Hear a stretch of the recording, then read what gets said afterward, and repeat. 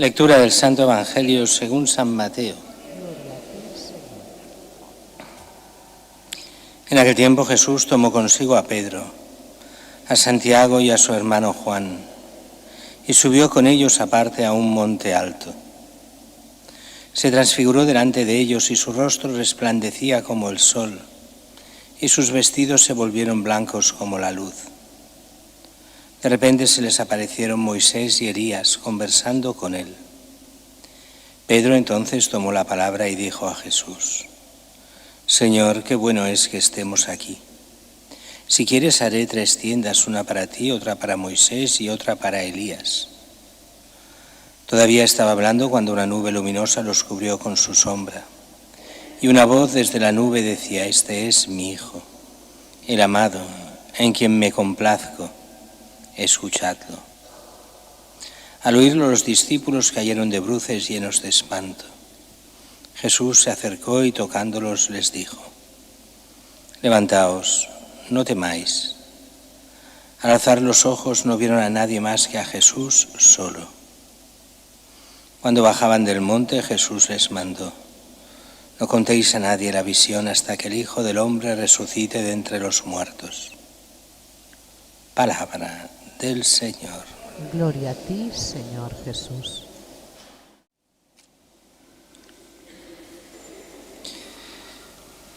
La primera lectura de hoy, solo muy de pasada, porque la iremos viendo todas las primeras lecturas de este tiempo pascual, iremos viendo cosas parecidas, las diferentes alianzas de Dios con el pueblo. La primera de las alianzas era la creación misma y la alianza con el pueblo cuando cae en el pecado y que será redimido. La segunda, la de hoy, el segundo domingo, pues la de Abraham, aunque la alianza de Abraham es mucho más compleja, porque es un repetir la alianza muchas veces ahí en el libro del Génesis y con muchos matices diferentes. Pero bueno, hoy se nos habla de esta alianza que se da por haber dejado su pueblo. En otro lugar se dirá de Abraham ese arameo errante, ese arameo que deja su lugar, que deja lo que es Babilonia, Ur, el que era Ur de caldeos, caldeo, babilónico, deja todo por este Dios que se le aparece. Y Él es el que de alguna forma fundará todo lo que es esta religión, entre comillas, aunque con vocación de eternidad desde el principio hasta el final, pero que en ese momento aparece ya históricamente, allí hacia el siglo XVIII a.C., más o menos, donde Abraham recibe esta alianza de Dios con él y que le promete esa descendencia. Después ya veremos que hay 2 descendencias, lo que significará cada una, pero eso lo veremos mucho después en otro momento. El Evangelio, que es lo que más nos interesa hoy, la transfiguración del Señor, pocas semanas antes de la pasión del Señor. Y es que esto pasó pocas semanas antes de la pasión del Señor, como estamos ahora ya a pocas semanas de la pasión del Señor. Jesús se coge a 3 de sus discípulos, de alguna forma diríamos, mal dicho, pero para entendernos, a los 3 favoritos, Pedro, Santiago y Juan. No fueron los primeros 3, los primeros 3 o los primeros 2 fueron Andrés y Juan, y cada uno de ellos presentó a sus hermanos, a Pedro y Santiago, pero al final quedaron Pedro, Santiago y Juan, los 3 que Jesús escogía para momentos más delicados, más especiales. ¿Por qué? Solo Dios lo sabe. ¿Por qué Andrés queda relegado, siendo apóstol y gran apóstol, pobre Andrés? Pero ¿por qué se escoge más a Pedro, Santiago y Juan? Y además sabiendo que los 3 eran absolutamente diferentes en la forma de hacer, de pensar, de actuar. Pues Dios escoge como quiere, cuando quiere y hace lo que quiere. Y así lo hace. Y dice que los lleva a un monte alto. La tradición nos dirá el Tabor, vale, pues si lo es muy bien, y si no es el Tabor, pues será otro. Esta escena él la explicará, incluso Pedro en sus cartas explicará también esta escena, recordándola cuando él ya es mayor, a poco tiempo de morir mártir. Entonces volverá a explicar estas escenas. Se transfigura, suben al monte y se transfigura. Dice que su rostro resplandecía como el sol, sus vestidos se volvieron blancos como la luz. Era todo esplendor. En el fondo aquí ya se nos está hablando de ese esplendor que le toca por ser Dios y haciéndose hombre. De alguna forma renuncia a esa gloria visible, pero que es suya. Y aquí se nos habla de esa gloria que volverá a partir de su resurrección y que tiene un doble sentido, la que Él se gana dando la vida por cada uno de nosotros, pero la que le toca por esencia, como Hijo de Dios que es. Y dice que viéndolo todo así, todo blanco, pasan a ser protagonistas en este momento Moisés y Elías, se presentan allí, conversan con él. Otro evangelista nos dirá que conversaban sobre lo que tenía que pasar en Jerusalén, sobre la pasión y la muerte de Cristo y su resurrección, que estamos ya cerca, muy cerca. Bueno, Pedro, que no se entera de lo que pasa, se enterarán después, dice aquello de: Señor, qué bueno es estar aquí, o qué bueno que es que estemos aquí. Si quieres haré 3 tiendas, una para ti, una para Moisés y otra para Elías. Otro evangelista nos dirá: no sabía lo que decía. Aquí no nos lo dice, pero es así. Pedro dice las cosas, no las piensa demasiado, en el fondo no sabe para qué necesitan 3 tiendas. Moisés, Elías y Jesús, para nada. Pero es aquella mentalidad de decir: bueno, se está bien aquí, quedémonos. ¿Para qué volver abajo? Es un poco a veces la mentalidad de algunos cuando tienen experiencias agradables de cualquier tipo. ¿Para qué volver al trabajo? ¿Para qué volver a casa? ¿Para qué? ¿Por qué no nos quedamos ahí todo el tiempo que sea necesario? Pues no, aquello es simplemente una experiencia que Dios da de forma momentánea para dar sentido a lo que después viene, que es la pasión de Cristo. Para que no desesperen los apóstoles, y especialmente estos 3, Juan, Pedro y Santiago, que serán los primeros apóstoles.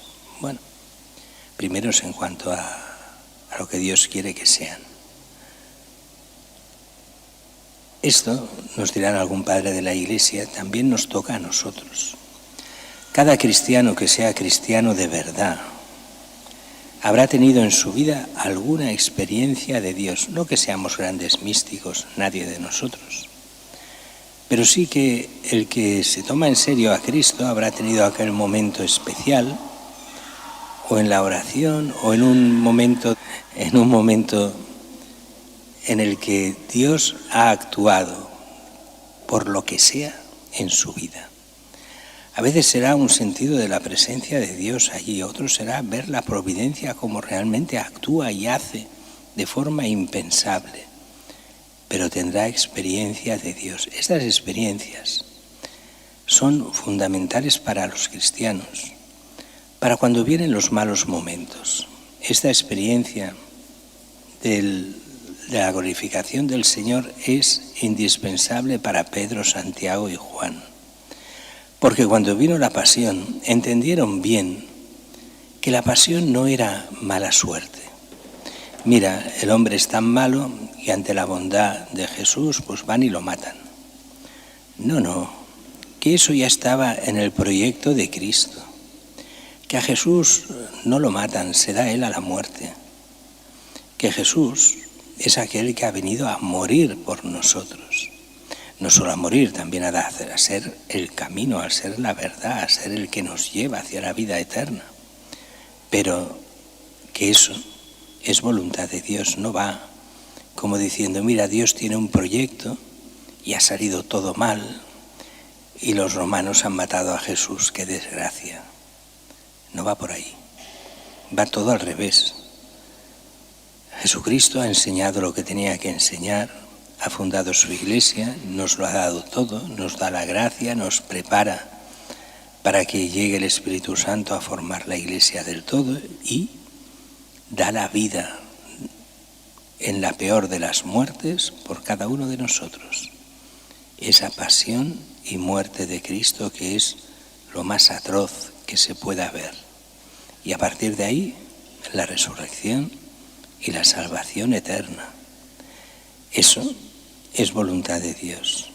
No es que Dios quiera el mal por el mal, sino que Dios quiere pagar el precio de los pecados de todos los hombres, de cada uno de nosotros. Es lo que veremos Viernes Santo. Cómo ese mal que se tira de forma sin piedad contra Cristo, esa forma que solo se puede entender como diabólica, la forma en que trataron a Cristo en su pasión, lo que pasa es que nosotros nos hemos acostumbrado tanto a oírla, la hemos leído ya tantas veces que parece normal. Pero la pasión es brutal, absolutamente, y cuando se sabe lo que hay detrás de cada palabra del Evangelio, entonces te das cuenta de que aquello es diabólico. Pero precisamente por ser diabólico en el sentido de que solo la maldad, la peor de las maldades, puede permitir todo aquello y hacer todo aquello, y Dios se sirve del mal para un bien enorme, que es la salvación de los hombres. Todo el mal que hemos hecho se revierte sobre Jesús en la cruz. Todo el bien que no hemos hecho y todo el mal que hemos hecho se vuelve contra Cristo. Y Él paga por nuestros pecados. Y Él nos da la posibilidad de ser perdonados. Por eso, todo el tiempo de Cuaresma es tiempo especial de penitencia. Penitencia, ¿qué quiere decir? Reconocimiento del pecado, confesar el pecado, cambiar de mentalidad, volver a Cristo, que es lo único que nos abre las puertas a la vida eterna. Bien, Moisés, Elías, 3 tiendas, no sabía lo que se decía. Pedro diciendo eso. Y dice que aparece esa nube luminosa que cubre con su sombra a todos los que están allí.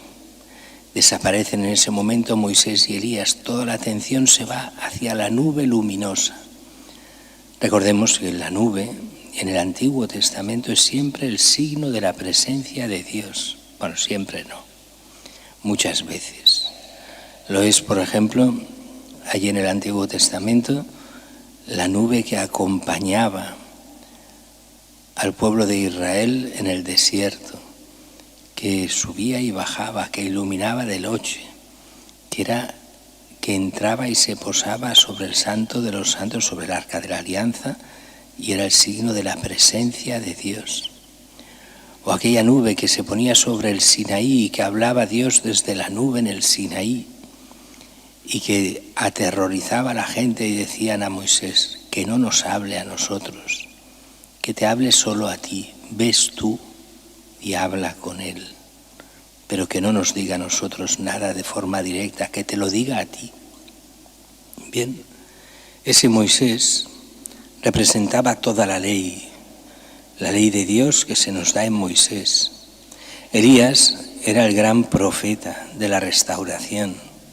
Así que Moisés y Elías representan todo el Antiguo Testamento, la ley y los profetas, que se cumplen en Cristo. Y el cumplimiento en Cristo es el cumplimiento en su pasión, muerte y resurrección. Cristo es el culmen de toda la Biblia. ¿Por qué? Porque se ha hecho por Él y para Él. Él es el Hijo de Dios.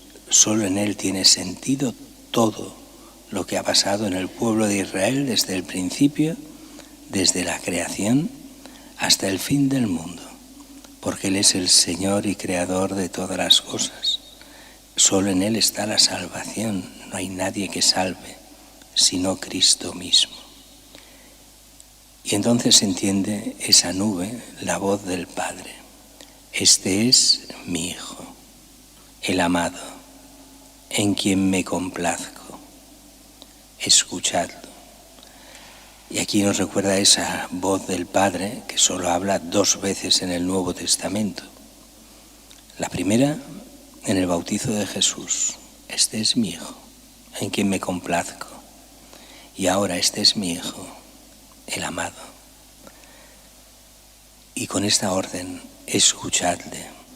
No es simplemente oír lo que Él dice, sino es hacer caso a Jesús. Solo en Él está la salvación, no hay otro. Él es la palabra del Padre. ¿Cuánta gente ha querido saber lo que Dios quería y decía? Escuchad a Jesús, hacedle caso. Él es la palabra que se ha hecho carne. Él es el único que nos habla de verdad en nombre de Dios. Y a partir de Él, todos los que estemos con Él. Dice que al oírlo los discípulos caen de bruces, se llenan de espanto. Pero Jesús los levanta, ya ha pasado todo, todo desaparece en un momento. Y bajan de la montaña. Y dice que cuando bajaban, Jesús les manda, no contéis a nadie esta visión, hasta que el Hijo del Hombre resucite de entre los muertos. Y es curioso tantas veces que Jesús se lo dice, el Hijo del Hombre ha de ser juzgado, condenado, ha de morir, ha de ser asesinado, resucitar al tercer día. Y lo ha dicho varias veces, lo ha ido repitiendo. Aquí lo mismo, no contéis nada hasta que el Hijo del Hombre resucite de entre los muertos. Otro evangelio nos dirá, no entendieron qué quería decir. Y es que en el fondo lo que Jesús enseñaba y decía les costaba muchísimo a los apóstoles entenderlo. Y yo diría que cuesta todavía hoy a la Iglesia entenderlo y a muchos cristianos entenderlo. ¿Cómo se consigue entender? Pues hay un camino, que es el Espíritu Santo que abre el entendimiento. El Espíritu Santo hace entender a los cristianos. ¿Cómo? Pues de 2 formas. Una, dando la capacidad de entender, y eso en parte es el sacramento de la confirmación. Vivir en gracia de Dios y viviendo y teniendo el sacramento de la confirmación ayuda a entender. Pero también fiándose de la Iglesia.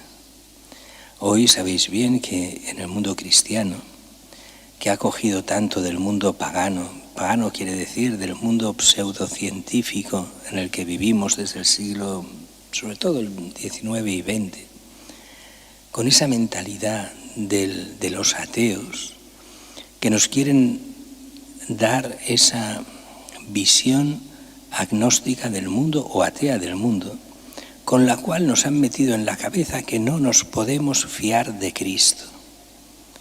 No solo quitan a Cristo de todo lo público, sino que en la cabeza nos ponen que de Cristo ni fiarse, de la Iglesia menos. Y llega el momento en que el cristiano ha de decir, oye, yo soy cristiano, soy de Cristo, yo creo en Cristo y creo al Evangelio. Y entonces empezaré a entender quién es este Jesús.